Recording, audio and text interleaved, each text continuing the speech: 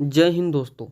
आज हम बात करेंगे भारतीय सिविल सेवा का इतिहास, भारतीय और शाही आयोग क्या था। आज इन्हीं सब के बारे में हम विस्तृत जानकारी एकत्रित करेंगे।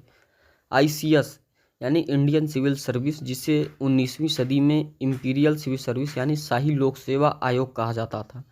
1858 से 1947 के बीच ब्रिटिश भारत में ब्रिटिश साम्राज्य का सर्वोच्च सार्वजनिक कार्यालय था।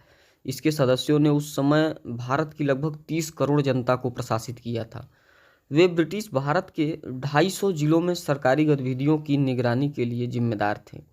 उन्हें यूनाइटेड किंगडम की संसद द्वारा अपनाया गया था। भारत सरकार एक्ट 1858 की धारा 32 के अनुसार नामित किया गया था।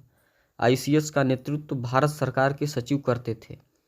प्रथम वर्ल्ड वार के दौरान ब्रिटेन के प्राइम मिनिस्टर रहे डेविड लॉर्ड जॉर्ज ने आईसीएस को भारत की ब्रिटिश राज की नींव बताते हुए कहा कि यह इस पूरे ढांचे का स्टील फ्रेम है।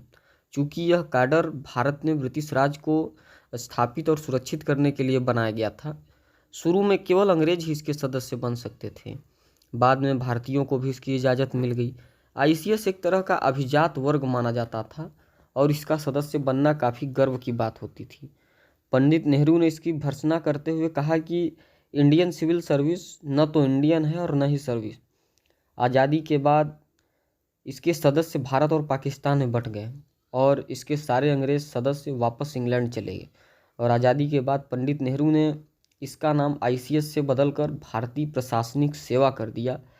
सरदार पटेल ने कहा कि भारत को एकजुट रखने के लिए भारतीय प्रशासनिक सेवा के बगैर मुश्किल। पदोन्नति, अनुशासनिक कार्यवाही भारत सरकार के द्वारा किया जाता है। वर्तमान आधुनिक सिविल सेवा का गठन 1947 में भारत के विभाजन के बाद हुआ। यह सरदार पटेल की दृष्टि थी कि सिविल सेवा एकजुटता और राष्ट्रीय एकता को मजबूत करे। सत्यनिष्ठा, निष्पक्षता और योग्यता के मूल्य भारतीय सिविल सेवाओं के मार्गदर्शक सिद्धांत हैं।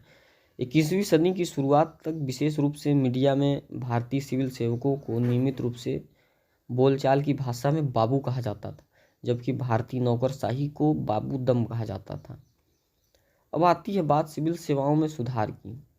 सिविल सेवा में सुधार अपने आप में एक सतत प्रक्रिया है और इसके लिए तमाम सरकारों द्वारा समय समय पर कई पहलू भी किए जाते हैं।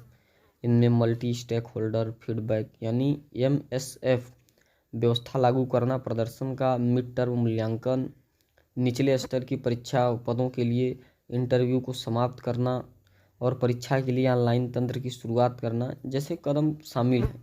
साथ ही में हाल ही के दिनों में ऑफिस जैसे कॉन्सेप्ट को लाना, गुणवत्ता युक्त प्रशिक्षण और योग्यता के आधार पर तैनाती जैसे पहल भी किए जा रहे हैं। अब लगभग कई राज्य और केंद्र शासित प्रदेशों में से निचले स्तर की परीक्षाओं के लिए इंटरव्यू को समाप्त कर दिया गया है। तो ये था सिविल सर्विस का इतिहास, इंडियन सिविल सर्विस।